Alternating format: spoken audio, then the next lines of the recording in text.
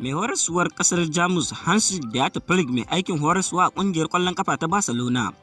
A halin yanzu ya samu ci gaba a aikinsa na horar da kungiyar Inter Barcelona inda ya samu sabon kwantaragi daga kungiyar Inter kasar Spaniya wacce za ta yi aiki zuwa shekarar 2028, inji kungiyar Inter Barcelona. Mai tsaron bayan gefen dama na tawagar kasar Spaniya Dani Carvajal zai bar kungiyar kwallon kafa ta Real Madrid a ƙarshen kakar wasa ta bana, inda zai yi bankwana da magoya bayan kungiyar Inter Real Madrid a ranar Asabar a filin wasa na Santiago Bernabeu. Tauraron dan wasan gaban kungiyar kwallon kafa ta Brentford Igor Thiago ya kasance kan gaba wajen abun harin kungiyar kwallon kafa ta Chelsea a wannan bazarar din, bayan da aka nada mai horaswa Xabi Alonso a matsayin sabon mai horaswar kungiyar Inter Chelsea, tare da an zabi dan wasa Igor Thiago a matsayin gwarzon dan wasan gasar Premier bayan da ya zura kwallaye ɗaiɗai kimanin guda 22 a raga.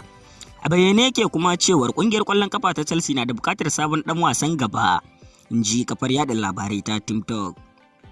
Kungiyar kwallon kafa ta Sporting Lisbon tana samun sha'awar kungiyoyin Turai da dama kan dan wasan bayanta na tsakiya Ousmane Diomande a wannan bazarar din. Tare da kungiyoyin akwai kungiyar kwallon kafa ta Chelsea da ke gasar Premier da kuma kungiyar kwallon kafa ta Bayern Munich da ke gasar Bundesliga da ke kasar Jamus, da kuma kungiyar kwallon kafa ta PSG da ke gasar Ligue 1 da ke kasar Faransa. Dukkaninsu suna neman dan wasan bayan din, inji dan jarida Flavio Costa.